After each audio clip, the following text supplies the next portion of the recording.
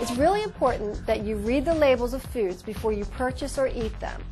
There are many manufacturers that list their foods as low fat, a good source of fiber, or claim that they're lower in cholesterol. These statements don't give you all the information you need, so it's very important that you learn to read labels and make educated decisions on the food you will be consuming. There are certain areas on a label that you should focus on, including the fats, carbohydrates, proteins, ingredients, and the daily value. The first area we are going to focus on are fats. The total fat listed on a label is made up of saturated, monounsaturated, polyunsaturated, and trans fats. In order for a food to be classified as low fat, it must have less than 3 grams of total fat per serving. Saturated fats are fats that are solid at room temperature. Saturated fat should be 25% or less of the total calories of the food. Some examples of saturated fats include butter, coconut oil, and lard. Saturated fats are typically found in meats, dairy products, and processed foods. Unsaturated fats are liquid at room temperature and contribute to many structures within the body. Polyunsaturated fats are good fats found in oily fish, grain products, and soybeans. There are 2 polyunsaturated fats that are constantly in the news headlines. Those are omega-3 and omega-6 fatty acids.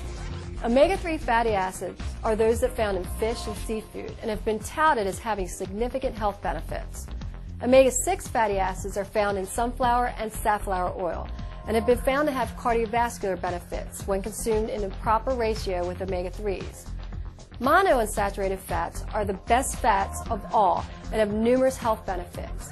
They are found in whole wheat, grain products, popcorn, olive oil, nuts, and seeds. Trans fats are very unhealthy and should be listed as 0 in all your food choices. Trans fats are created through hydrogenation. Food manufacturers will convert an unsaturated or liquid fat into a solid fat by adding hydrogens or hydrogenating the fat. Trans fats are found in many processed foods and are added to keep foods moist and to maintain their form as they sit on your shelf in the stores. They have negative health effects such as lowering the good cholesterol, HDL, and contributing to heart disease. The second area we're going to focus on is carbohydrates. Total carbohydrates are made up of dietary fiber, sugar, and other carbohydrates found in the food. Also listed under the carbohydrates section are the sugar alcohols and glycerin, if any.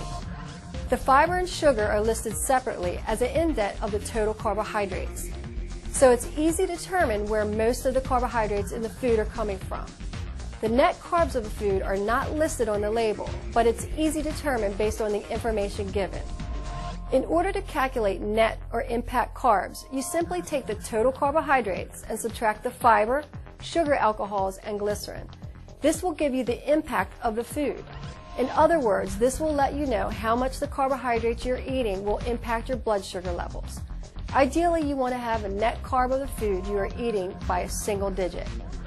Also note that most grain foods will rarely result in single net carbohydrate values. Many of the carbohydrates in a grain food are different form of carb, and even when a high fiber is concentrated, like 5 grams or more, it can impact your weight. Therefore, it is important that when consuming high fiber, whole grain-based products, consume only single servings. On the other hand, if weight gain is an objective, this form of carbohydrate is one to consume in larger quantities. It is important that you're getting enough fiber, so make sure the food you're reviewing has at least 5 grams of fiber. Around 25 grams of fiber per day is recommended for most adults. There are 2 types of fiber, soluble and insoluble. Both soluble and insoluble fibers are indigestible. Therefore, they are not absorbed into the bloodstream. Instead of being used for energy, fiber is excreted from our bodies. Soluble fiber forms a gel when mixed with liquid.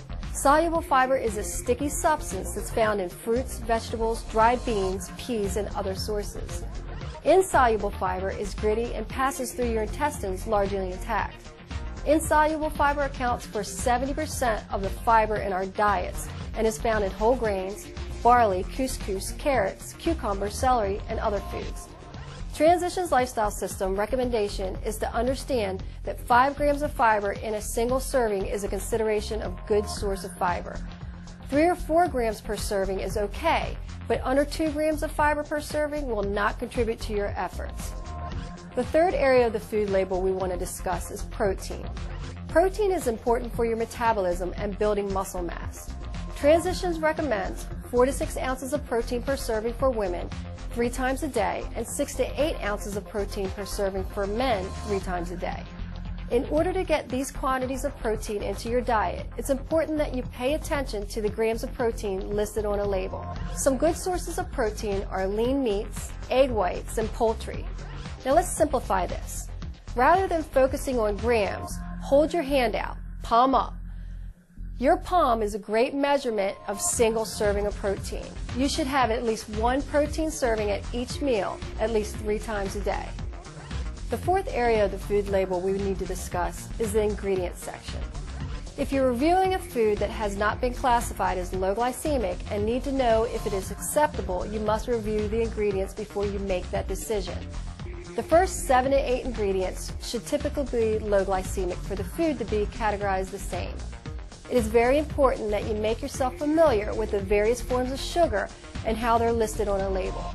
Sugar can be hidden in many forms, including high fructose corn syrup, brown rice syrup, molasses, cane juice, lactose, dextrose, and corn sweetener. A great rule of thumb is to avoid any label that has a sweetener of any kind in the first 5 ingredients.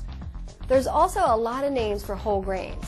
A food is not made with whole grains if it's labeled with the words multigrain, 100% wheat, 7 grain, stone ground, bran, or cracker wheat.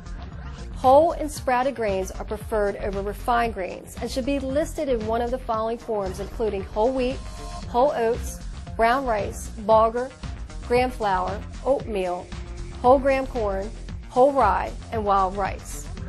Just because a grain is a whole grain does not always mean that it's low glycemic. You also have to compare the whole grains to the glycemic index to determine which ones are acceptable with transitions. The final area of the label that needs to be mentioned is the percentage of daily value. The percentage daily value is usually represented with a percentage sign and the letters DV, and is a term of food labels based on the RDA, Recommended Dietary Allowance. That is designed to help consumers use food label information to plan a healthy diet. The daily value is used as a basis for declaring the amount of each nutrient that a serving of food provides. For example, the daily value of fat, based on a 2,000 calorie diet, is 65 grams of fat. A food that has 13 grams of fat per serving would state on the label that the percentage daily value for fat is 20%. So use common sense. Fat, cholesterol, and sodium should be lower numbers, and dietary fiber should be higher numbers. Reading labels is not tricky, but there are some common mistakes that people make when first learning to assess labels. One of those mistakes is that they think that food is low fat or low sodium because the label may say the food is reduced fat and reduced sodium. The term reduced is in the context that means foods has 25% less fat or sodium than their original food. It does not mean that the food is low fat or low sodium.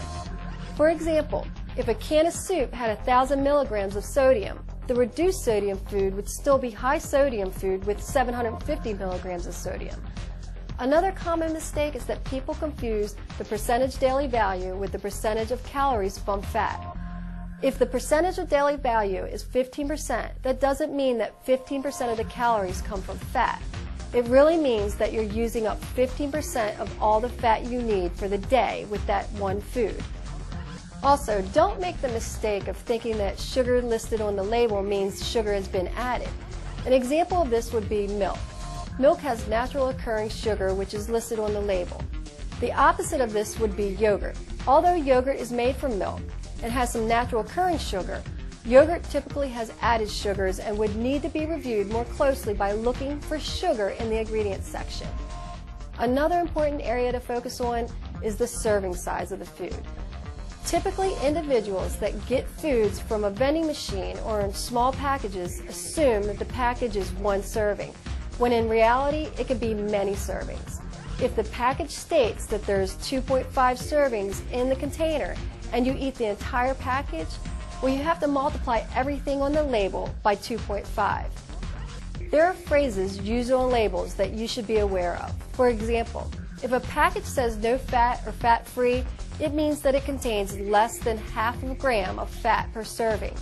The term light is a bit misleading and means that the food contains 1/3 of the calories or half the fat of the original product. If a food is labeled as low sodium, it contains less than 140 milligrams of sodium. And finally, if a package says a good source of fiber, it contains 2.5 to 4.9 grams of fiber per serving. So now that we've covered all the important sections of the label and the most common mistakes that occur while reading labels, let's recap. When reviewing a label, we need to concentrate on the serving size, total fat, carbohydrates, protein, ingredients, and percentage of daily value. When making food choices, we want to avoid foods that have any trans fats. We want to have at least 5 grams of fiber and at least 5 grams of protein. And we want to choose foods where the first 7 to 8 ingredients are low glycemic. If you can keep these simple suggestions handy, you will always make good food choices.